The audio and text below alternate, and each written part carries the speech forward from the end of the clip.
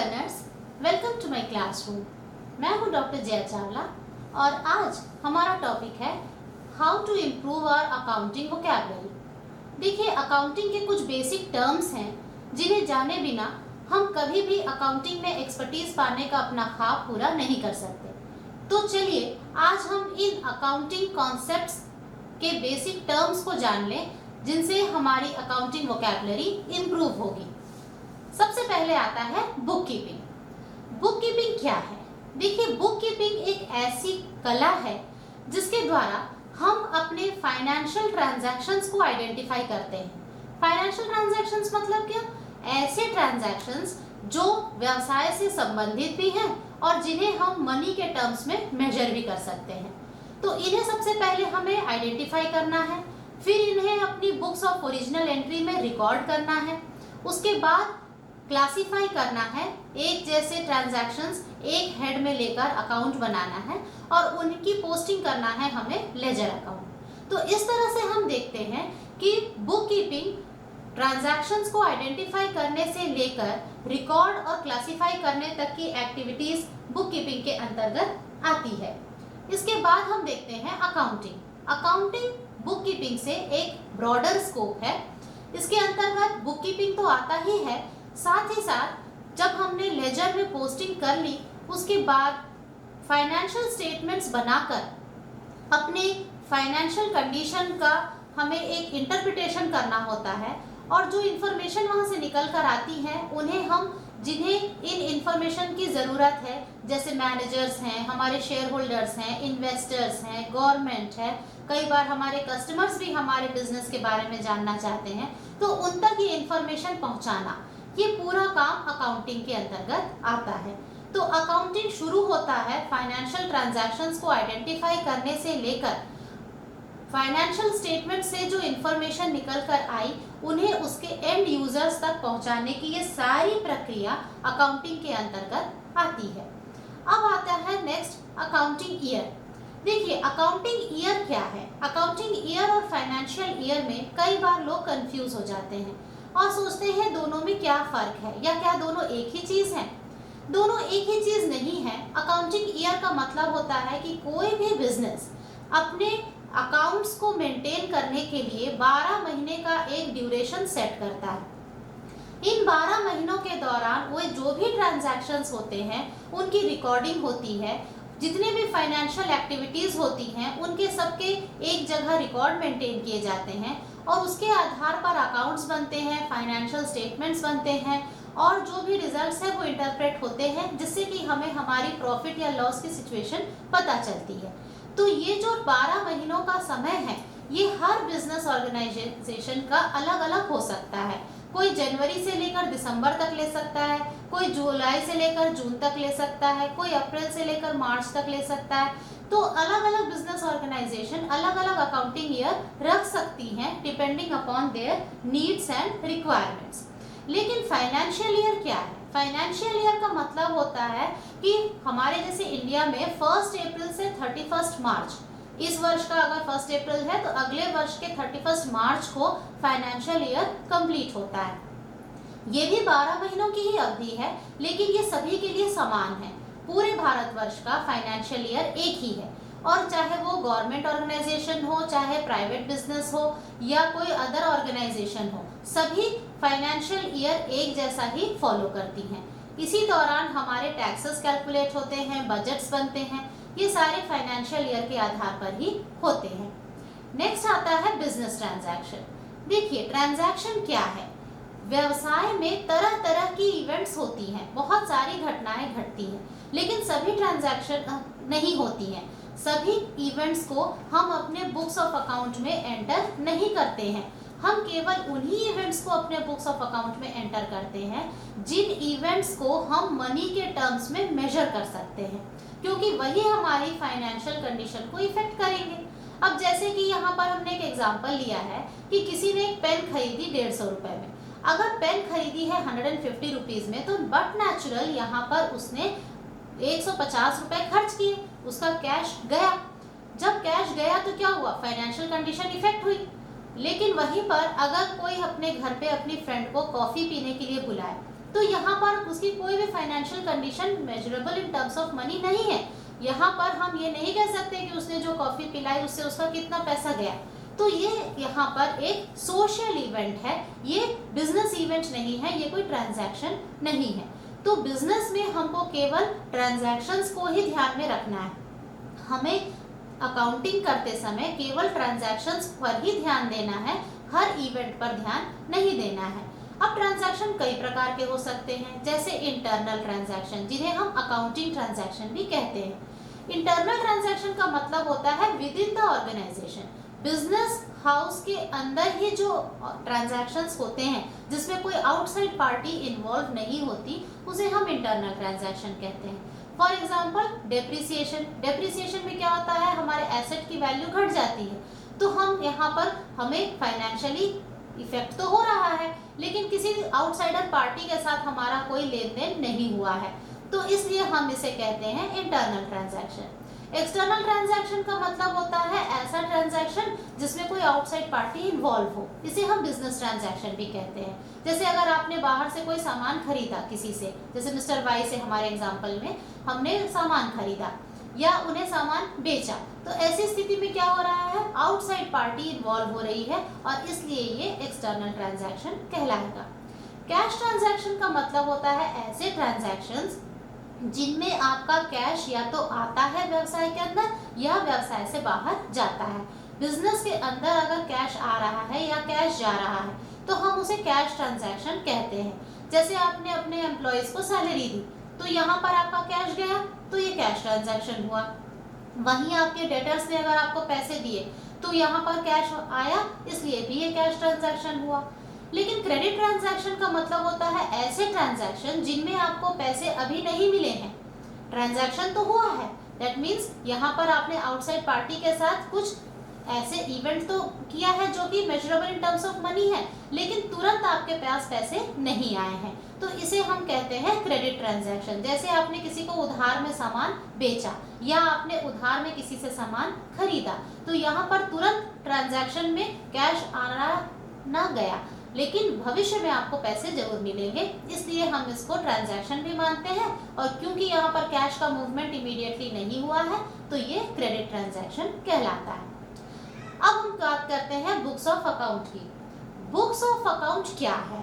देखिए, बिजनेस में वो सारी बुक्स जिनमें हम फाइनेंशियल ट्रांजैक्शंस को रिकॉर्ड करते हैं और मेंटेन करते हैं, वो बुक्स ऑफ अकाउंट्स कहलाती हैं। जैसे जर्नल, जर्नल एक बुक्स ऑफ अकाउंट है, क्योंकि आप उसमें ट्रांजैक्शंस एंटर करते हैं, जैसे ही वो घटित होते हैं आप तुरंत उन्हें वहाँ एंटर करते हैं, तो जर्नल एक बुक ऑफ अकाउंट है। उसी तरह से आपकी कैश बुक है, लेजर है, ये सारी आपकी बुक्स ऑफ अकाउंट है, क्योंकि इनमें आप ट्रांजैक्शंस को एंटर करते हैं, रिकॉर्ड करते हैं और मेंटेन करते हैं। नेक्स्ट है हमारा बिजनेस एंटिटी। हम किसे बिजनेस एंटिटी कहेंगे या व्यापारिक इकाई कहेंगे?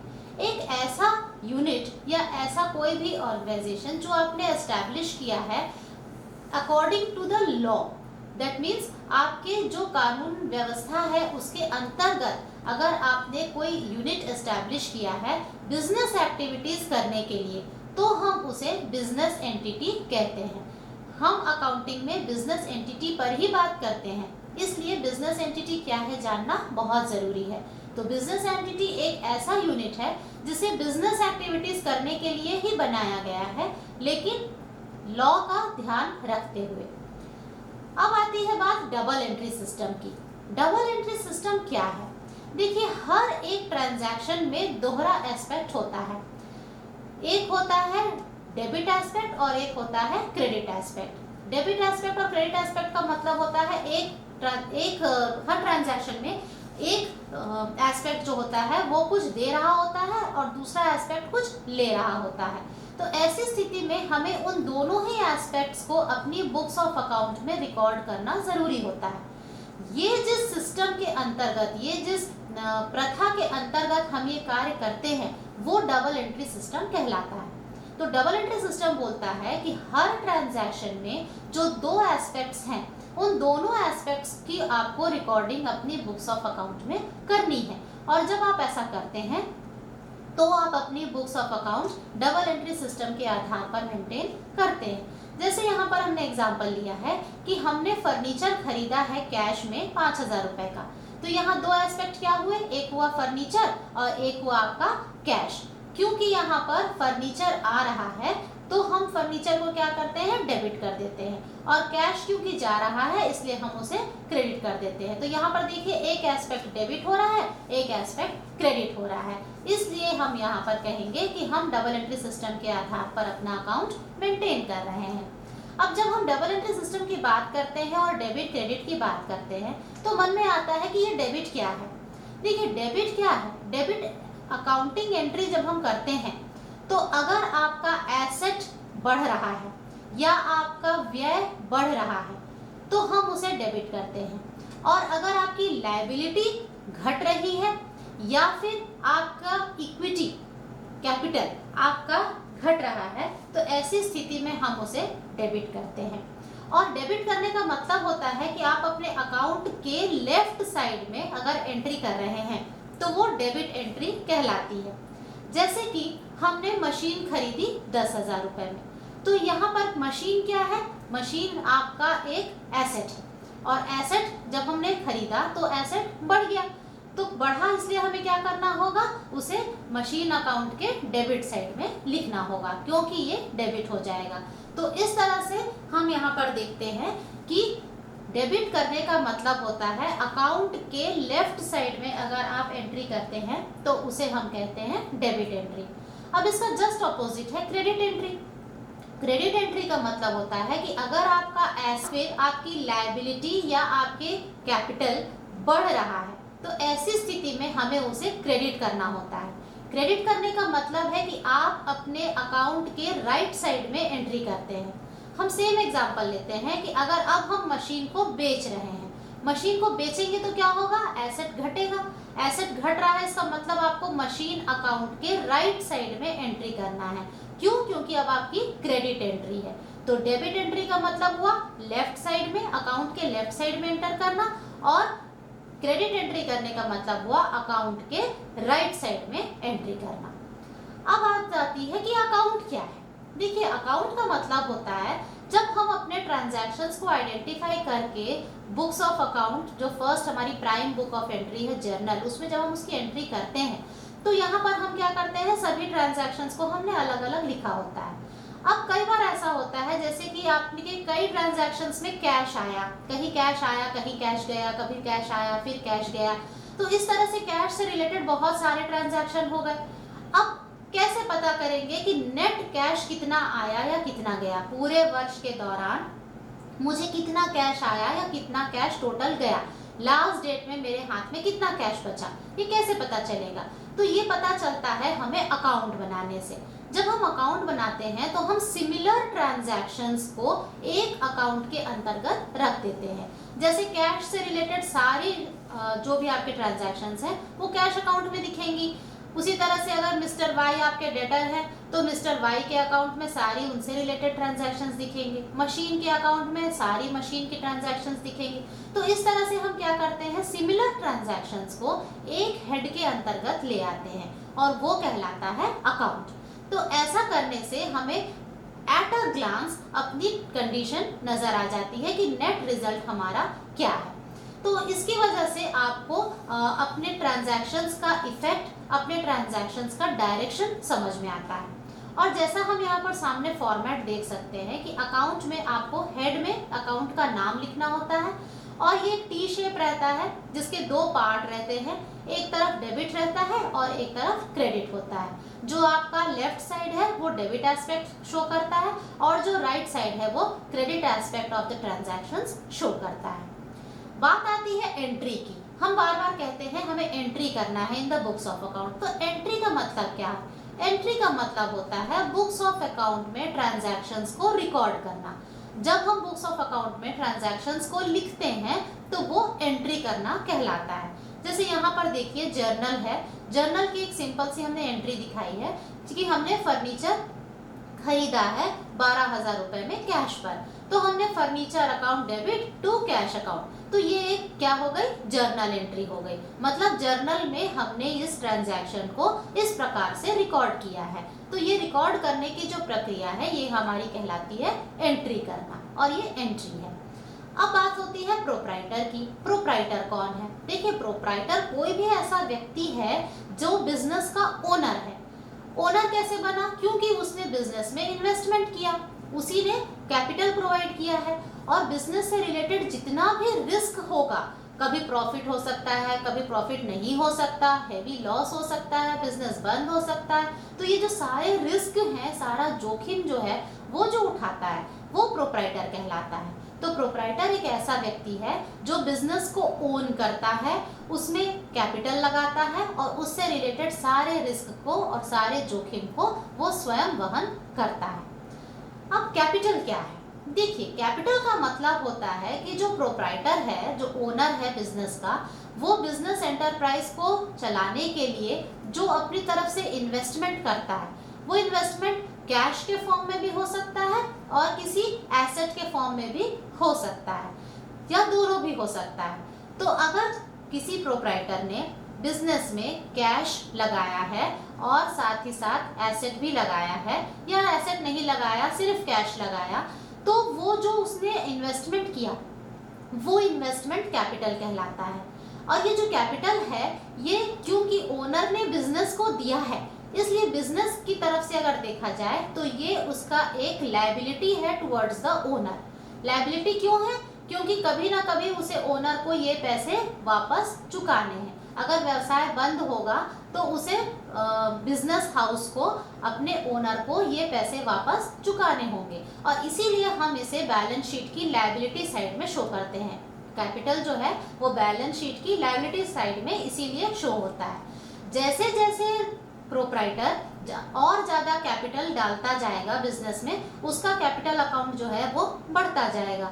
लेकिन अगर वो अपने व्यवसाय से पैसे निकाल लेता है, कैपिटल विड्रॉ करता है, तो ऐसी स्थिति में उसका कैपिटल डिक्रीज हो जाएगा। अब हमने जो एग्जाम्पल दिया है उसमें मैंने ये समझाने की कोशिश की है कि जो प्रोप्राइटर है वो कैपिटल को दोनों रूपों में ला सकता है।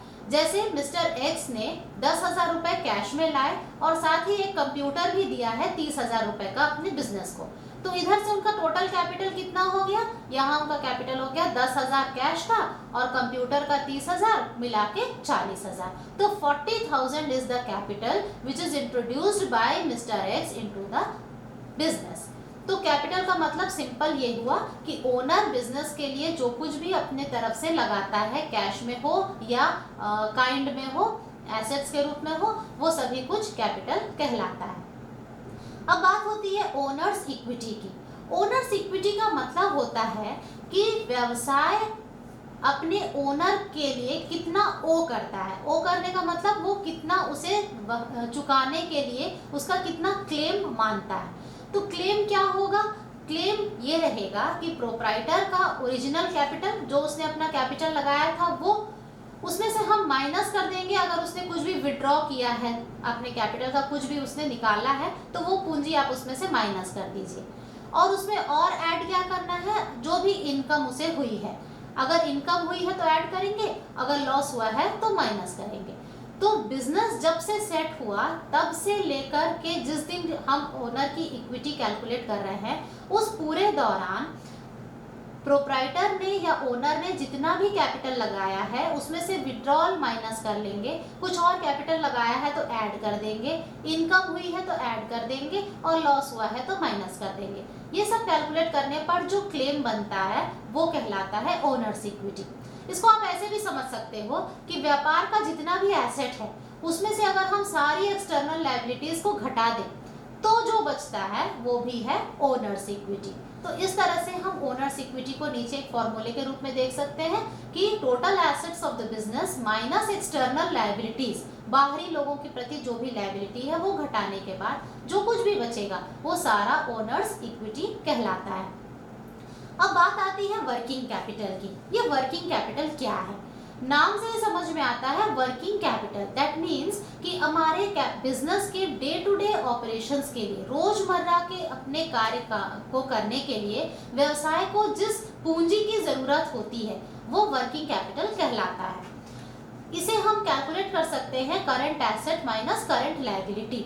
दैट मीन्स कि आपके रोजाना के जो भी खर्च हैं, जो भी आपके एसेट्स पर आपको व्यय करना है, उसमें से आप माइनस कर लेते हैं करंट लायबिलिटीज को। करंट लायबिलिटीज मतलब कि आपकी जो भी ऐसी लायबिलिटीज जो आपको पे ऑफ करनी है in the daily course of your business, तो इन दोनों को माइनस करने से जो नेट रिजल्ट आता है वो आपका वर्किंग कैपिटल है। तो ये तो मैथमेटिकल फॉर्मूला हुआ कि वर्किंग कैपिटल कैसे कैलकुलेट करना चाहिए। पर वर्किंग कैपिटल है क्या? तो वर्किंग कैपिटल वो पूंजी है जो हमारे रोजमर्रा के हमारे बिजनेस ऑपरेशंस को करने के लिए हमें व्यवसाय में जरूरत पड़ती है। अब बात होती है ड्राइंग्स की। ड्राइंग्स क्या है? देखिए, ड्राइंग्स का मतलब होता है कि प्रोप्राइटर जब अपने व्यवसाय से अपने स्वयं के इस्तेमाल के लिए for his own personal use, जब वो कैश या कोई एसेट या कोई गुड्स अपने बिजनेस से विड्रॉ करता है, तो वो कहलाता है ड्राइंग्स। ड्राइंग्स की वजह से प्रोप्राइटर के कैपिटल में रिडक्शन हो जाती है, क्योंकि उसने क्या किया है, उसने व्यवसाय से कुछ ले लिया, व्यवसाय से ले लेगा तो उसका कैपिटल कम हो जाएगा। तो जो विड्रॉ करता है प्रोप्राइटर, वो किसी भी फॉर्म में हो सकता है, कैश के रूप में भी हो सकता है कि वो कैश ले लिया, या वो अपना सामान जो बिजनेस का कोई एसेट है, जैसे बिजनेस में सपोज कोई एसी लगा है उसके बिजनेस हाउस में, तो वो एसी निकाल के ले गया अपने घर के इस्तेमाल के लिए, तो वो भी उसका विड्रॉल कहलाएगा क्योंकि वो बिजनेस के पैसे से खरीदा गया था। उसी तरह से व्यवसाय का जो भी गुड्स है, जो माल है जिस पर हम डील करते हैं, अगर वो सामान लेके चला गया, जैसे कि फॉर एग्जांपल कि हमारी कपड़ों की दुकान है और हम कुछ कपड़े अपने घर के इस्तेमाल के लिए ले गए, तो ऐसी स्थिति में ये सारा हमारा ड्राइंग्स के अंतर्गत आएगा और इससे प्रोप्राइटर का कैपिटल रिड्यूस हो जाएगा। अब बात होती है एसेट्स की। एसेट्स क्या है? देखिए, एसेट्स का मतलब कोई भी ऐसी संपत्ति हो सकती है जिसकी की मॉनेटरी वैल्यू है, और ये टैंजिबल भी हो सकता है, इनटैंजिबल भी हो सकता है। टैंजिबल इनटैंजिबल का मतलब क्या होता है, हम इस पे थोड़ा सा आगे जाके डील करेंगे। अभी हम इतना समझते हैं कि एसेट्स का मतलब कोई भी ऐसे टैंजिबल या इनटैंजिबल प्रॉपर्टीज है जिस पर कुछ मॉनेटरी वैल्यू अटैच है, और इसको खरीदा इसलिए गया था, बेचने के लिए नहीं। इसको इसलिए खरीदा जाता है बिजनेस में क्योंकि हम इससे और ज़्यादा सर्विसेज लेना चाहते हैं, इससे हमको कुछ बेनिफिट्स लेना है इन द फ्यूचर। तो एसेट्स को हमने खरीदा है टू यील्ड सर्टेन बेनिफिट्स। अब एसेट्स कई प्रकार के हो सकते हैं, जैसा कि हम यहाँ पर देख रहे हैं कि assets non current assets, current assets या fictitious assets. Non current assets का मतलब ऐसे एसेट्स जिनको खरीदने का पर्पस हमारा पुनः विक्रय करना नहीं है, they are not meant for resale. इनको खरीदने का मतलब होता है कि हम इनसे लंबे समय तक कुछ बेनिफिट लेना चाहते हैं। जैसे फॉर एग्जाम्पल हमने बिल्डिंग खरीदी या हमने मशीन खरीदी, तो इनको खरीदने का मतलब, व्यवसाय में अगर हमने बिल्डिंग या मशीन ली है या फर्नीचर लिया है, तो इसका मतलब ये नहीं है कि हम इसको बेचना चाहते हैं। इसका मतलब ये है कि हमने इन्हें इसलिए खरीदा है क्योंकि इनसे हम और लंबे समय तक कुछ सर्विसेज लेना चाहते हैं। अब नॉन करंट एसेट दो प्रकार के हो सकते हैं, जैसे टैंजिबल या इनटैंजिबल। टैंजिबल मतलब होता है जिन्हें हम छू सकते हैं, फील कर सकते हैं, देख सकते हैं। जैसे बिल्डिंग हुई, टूल्स हुए, मशीन हुई, प्लांट हुआ, फर्नीचर फिक्सचर हुआ, ये सारी चीजें क्या है, टैंजिबल एसेट्स हैं, क्योंकि ये हमें दिखाई देती हैं। इनटैंजिबल एसेट का मतलब ऐसे एसेट्स जो हमें सुविधा तो देते हैं, हमें बेनिफिट तो देते हैं, लेकिन हम इन्हें देख नहीं सकते। जैसे गुडविल है, कॉपीराइट है, पेटेंट है, ट्रेडमार्क्स हैं, ये सारे हमारे इनटैंजिबल एसेट्स हैं। अब बात आती है करंट एसेट्स की। तो करंट एसेट का मतलब होता है ऐसे एसेट जो हमें सुविधा देते हैं, और ये सुविधा हमें केवल 1 वर्ष के अंतर्गत ही मिलती है। दैट मीन्स ये शॉर्ट टर्म होते हैं। शॉर्ट टर्म का मतलब ऐसे एसेट्स जिनके द्वारा जो बेनिफिट हमें मिलता है वो बहुत शॉर्ट टर्म है, 1 वर्ष के अंदर ही खत्म हो जाएगा।